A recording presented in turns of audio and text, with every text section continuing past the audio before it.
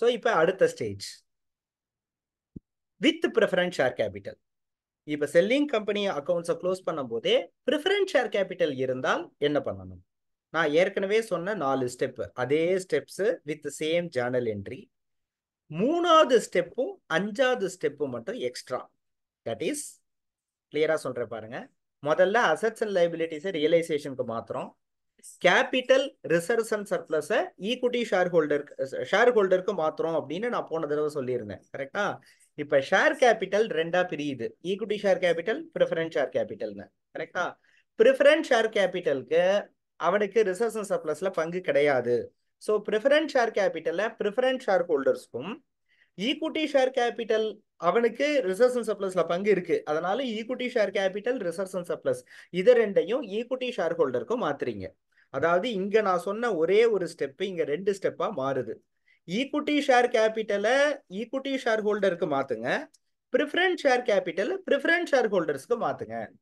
அதே மாதிரி அடுத்த step recognise receive discharge purchase consideration, same story. Buying company account data to realisation, investment in equity share to buying company. இங்க என்ன வரும்? Equity share ஹோல்டர்ஸ்க்கு equity share கொடுப்பான், preference share ஹோல்டருக்கு ப்ரிஃபரன்ஸ் ஷேர் கொடுப்பான். அப்ப ரெண்டா போடணும், investment in equity share, investment in preference share debit to buying கம்பெனின்னு. Settlement discharge of purchase consideration, equity share ஹோல்டருக்கு to investment in equity shares, preference share ஹோல்டருக்கு to investment in preference shares அப்படி கொடுக்கணும். So discharge purchase கன்சிடரேஷனும் 2 ஸ்டெப்பா வரும். Equity share ஹோல்டருக்கு equity shares, preference share ஹோல்டர்ஸ்க்கு preference shares as per the கொஸ்டின்ல எப்படி சொல்றானோ அந்த மாதிரி அவனுக்கு டிஸ்சார்ஜ் பண்ணணும். இப்போ என்ன ஆகுதுன்னா ப்ரிஃபரன்ஸ் ஷேர் ஹோல்டர் அக்கௌண்ட் தனியா நிக்குது. ஸோ ப்ரிஃபரன்ஸ் ஷேர் ஹோல்டர் அக்கௌண்ட்டை பேலன்ஸ் பண்ணி அதுல ஏதாவது பேலன்சிங் ஃபிகர் வந்தால் அதை ரியலைசேஷனுக்கு மாத்திட்டு திருப்பி ரியலைசேஷன் அக்கௌண்ட்ல வரக்கூடிய ப்ராஃபிட் ஆர் லாஸை ஷேர் ஹோல்டருக்கு மாத்தினீங்கன்னா ஷேர் ஹோல்டர் அக்கௌண்ட் டேலி ஆகும். ரைட்டா? ஸோ இந்த ஸ்டெப்ஸ் செகண்ட் கேஸ்ல ப்ரிஃபரன்ஸ் ஷேர் கேபிட்டல் மட்டும் இருக்கு. ப்ரிஃபரன்ஸ் ஷேர் கேபிட்டல் இருந்தால் நம்ம என்ன பண்ணணும் அப்படிங்கிறத மட்டும் சொல்லிட்டேன். இப்போ அடுத்த கேஸ், 3வது case, sum of the assets and liabilities are not taken over by buying company. அப்ப என்ன பண்ணணும்? அப்பவும் இதே ஸ்டெப்ஸ், இப்ப நான் சொன்ன வரைக்கும் எல்லா ஸ்டெப் அப்படியே இருக்கும். எக்ஸ்ட்ராவா ஒரே ஒரு ஸ்டெப் வரும். தட் இஸ் இந்த sum of the assets are not taken over by buying company, sum of the liabilities are not taken over by buying company.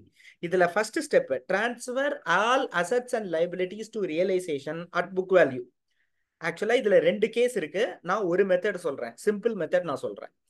நீ அந்த asset and liability buying company எடுத்துக்கிறானோ எடுத்துக்கலையோ ரியலைசேஷனுக்கு மாத்தி விட்டுருங்க அட் புக் வேல்யூக்கு. ரைட்? அவன் இந்த அசெட் எடுத்தான், இந்த அசெட் எடுக்கல, அந்த கன்ஃபியூஷனே வேண்டாம். எல்லா அசெட்ஸ் அண்ட் லைபிலிட்டிஸையும் ரியலைசேஷனுக்கு பேலன்ஸ் ஷீட்ல இருக்கிற வேல்யூல மாத்தி விட்டுருங்க ஃபர்ஸ்ட் ஸ்டெப். அப்ப எல்லா அசெட்டும் லைபிலிட்டி க்ளோஸ் ஆயிரும். ஷேர் கேபிட்டல ஷேர் ஹோல்டர் அக்கௌண்ட்டுக்கு, ப்ரிஃபரன்ஸ் ஷேர் கேபிட்டல்ல ப்ரிஃபரன்ஸ் ஷேர் ஹோல்டருக்கு மாத்தி விடுங்க. அதுக்கப்புறம் ரெகக்னைஸ் ரிசீவ் டிஸ்சார்ஜ் பர்ச்சேஸ் கன்சிடரேஷனும் பண்ணிருங்க அந்த ஸ்டெப். இப்போ நான் 2 ஸ்டெப் எக்ஸ்ட்ரா வரும். Sum of the assets are not taken over by buying company, அப்ப அந்த அசெட்டை நம்ம விற்கணும். Sum of the liabilities are not taken over by buying company, அந்த லைபிலிட்டிஸில் நான் பே பண்ணணும். ஸோ இப்போ என்ன என்ட்ரி போடணும்? அசெட் நார்மலா வித்தா என்ன entry? Cash account data to asset, normal entry. இந்த கேஸ்ல அசெட் அக்கௌண்ட்டே இல்லை, அதை ரியலைசேஷனுக்கு மாத்திட்டோம், அதனால cash account data to realisation அப்படின்னு போட்டுறணும். எவ்வளவு ரூபாய் வந்ததோ அந்த ரூபாய், ப்ராஃபிட் ஆர் லாஸ் கண்டுபிடிக்க வேண்டாம், ஆட்டோமேட்டிக்கா ரியலைசேஷன்ல அட்ஜஸ்ட் ஆயிடும்.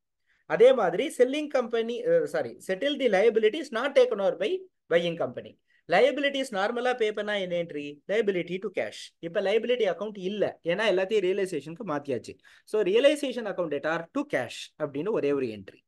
அதுக்கப்புறம் as usual same story, preference share ஹோல்டரை பேலன்ஸ் பண்ணி அதை ரியலைசேஷனுக்கு மாற்றணும். ரியலைசேஷன்ல வரக்கூடிய ப்ராஃபிட் ஆர் லாஸை ஷேர் ஹோல்டருக்கு மாற்றணும். Share holder account will tally.